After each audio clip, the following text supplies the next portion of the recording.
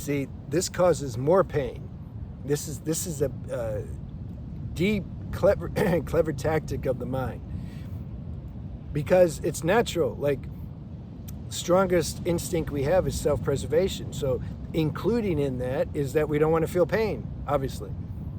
Otherwise, like, this show wouldn't work. Put your hand in the oven and walk out in front of a car, like, what does it matter, right? So we need this software, this self-preservation instinct, and also the instinct to not feel pain.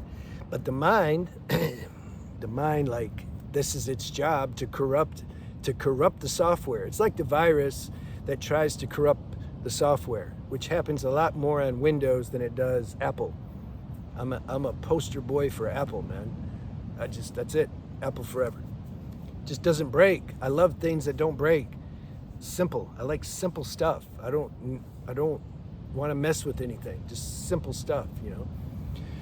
So the mind likes to corrupt these natural universal programs, software, that basically, that's what comprises this human self that we call me, this virtual reality game. And the way it corrupts it is the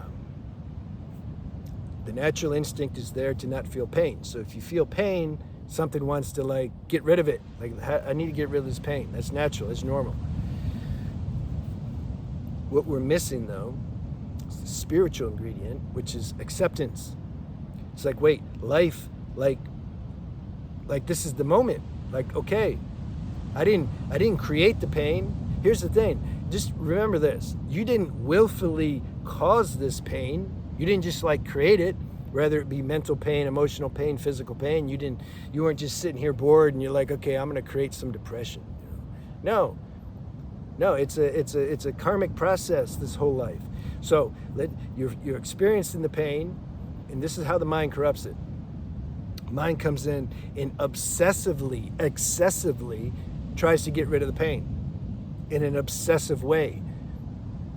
So it's about balance. You're feeling emotional, mental pain, physical pain. Yes, you're going to be guided how to get rid of it. Obviously, at the same time, there needs to be some acceptance that this is what life is prescribing. The mind says, no, but you need to get rid of it now. I can't live my life like this. I can't handle it. This sucks. Now I can't go do what I want to do because of the pain. I need to, like, stay on the internet all night long looking for remedies, buying all these things that promise a quick fix because they're marketing experts.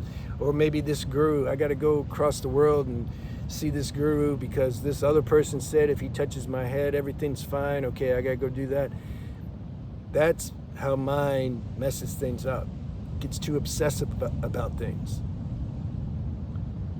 This is a real deep lesson for those who actually fit the bill of, like, chronic pain. When you're dealing with something chronic. Chronic means it's not going away. In fact, as time goes on, it could get worse for a lot of people. That's chronic. A lot of the non-duals, they have no idea what that experience is like. Nobody does unless you, like, experience it. And that can be mental, emotional, physical, or a combination of all. So I'm saying, don't run from the pain, because you can't. Where are you going to run? It's like it's right here. I'm going to run away. Like, you can't run from it.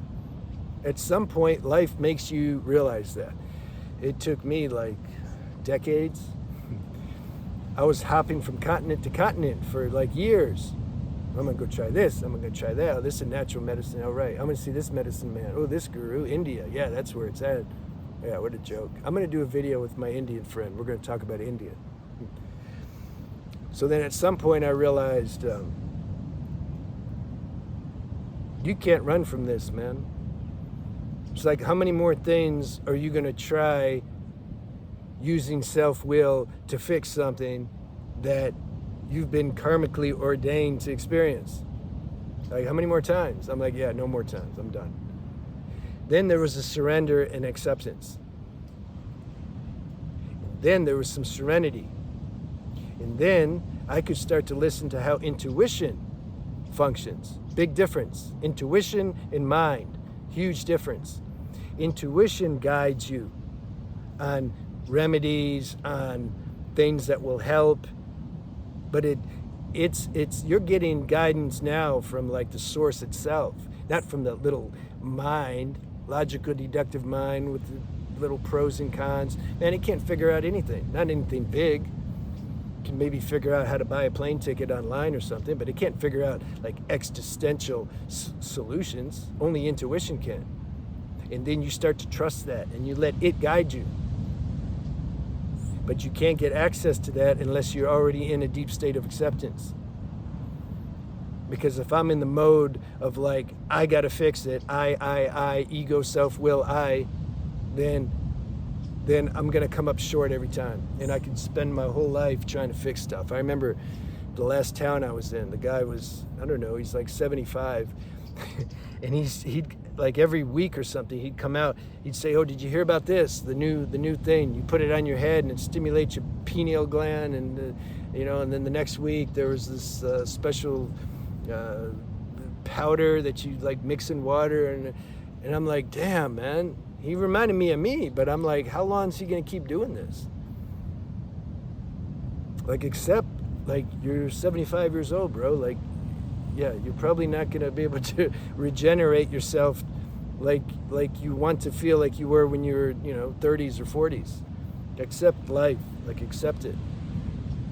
And then you can start to have some real serenity in the midst of like sometimes impossible situations. Real miracles take place when we really just stop and say, I can't do it. And that's very difficult because the mind says, if you do that, you're really going to be screwed. But I'm like, I'm already really screwed. You've screwed me like for decades. And now, like, what are you talking about? People believe their mind too much, he's good. I mean, he's super good manipulator. He's like really good. Like you have to be in touch with the deeper aspect of yourself to catch that out, because it's too deep. It's too subtle. So that's what I wanted to share, because this channel is for like, oh, by the way, I do consultations. My email is on the banner. There you go. I'm advised to say that because I forget, because I just expect like people like, don't you know? They're like, no, you got to tell them. It's okay. I don't remember. What was I saying? Something about the pain. Oh, yeah, this channel's for people, like, what good does it do to just speak like the Ashtavakra Gita or Ribu Gita or Avadut Gita over and over and over again, like that type of language? What good does it do? If you think that you're already on that level, there's no need. There's no need to have any satsang or anything. Something's focused on those who are a little more balanced and who recognize the negative side of life, the dualistic play of life, and because that's the point, like to troubleshooting that. If you're already aware of the self and pure nature, okay, good. Then why do we don't need to keep talking about that? Like, that's it.